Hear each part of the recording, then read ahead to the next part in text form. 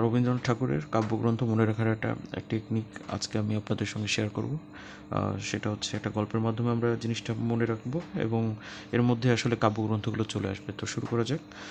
এখানে দেখতে পাচ্ছি যে রোগশয্যায় শায়িত নৈবেদ্য পত্রপুট নবজাতক মানসী আরোগ্য লাভের জন্য ভানুসিংহ ঠাকুরের পদবলীর লেখক রবি ঠাকুরের গীতাঞ্জলি কাব্যগ্রন্থ থেকে সানাইয়ের সুরে লিপিকা খনিকা কণিকা শ্যামলীকে নিয়ে ভগ্ন হৃদয়ে আকাশ প্রদীপ জেলে গীতিমাল্যর তালে তালে পুনশ্চ প্রভাত সঙ্গীত ও সন্ধ্যা সঙ্গীত গাইলেন।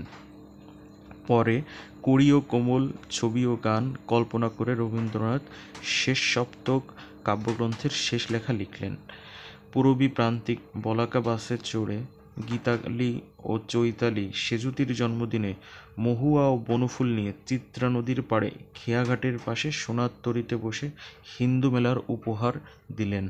তো এখানে যে প্রত্যেকটা লাইনের শেষে যেগুলো আন্ডারলাইন করা, যেমন রোগশয্যা সাহিত্য থেকে রোগশয্যা, তারপর হচ্ছে নৈবেদ্য পত্রপুট, তারপর হচ্ছে নবজাতক মানসী, তারপরে এখানে হচ্ছে আরোগ্য লাভ, ওকে, ভানুসিংহ ঠাকুরের পদাবলী, রবি ঠাকুরের গীতাঞ্জলি, এখানে গীতাঞ্জলিটা, তারপরে সানাই, লিপিকা, খনিকা হচ্ছে 10 নম্বর কাব্যগ্রন্থ, তারপরে কণিকা, তারপরে হচ্ছে শ্যামলী, তারপরে ভগ্ন হৃদয়, আকাশ প্রদীপ, গীতিমাল্য, হ্যাঁ, পুনশ্চ আছে, তারপরে প্রভাত সঙ্গীত, সন্ধ্যা সঙ্গীত, কড়ি ও কোমল, ছবি ও গান, কল্পনা, শেষ সপ্তক, শেষ লেখা, পূরবী, পূরবী হচ্ছে 22 নম্বরে দিই, আর প্রান্তিক 23 নম্বরে, 24 নম্বর হচ্ছে বলাকা বাসে, যেটা হচ্ছে বলাকা,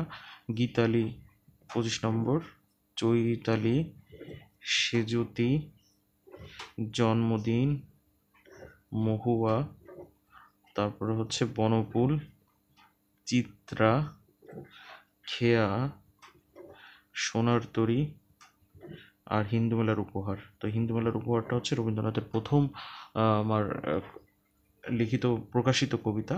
তো এই হচ্ছে মোটামুটি 34টার মতো কাব্যগ্রন্থ। এই কাব্যগ্রন্থ করে এইভাবে পড়লে আপনাদের মনে থাকবে, 2-4 বার পড়লে মনে থাকাটা সহজ আসলে, আমি সেটা মনে করি।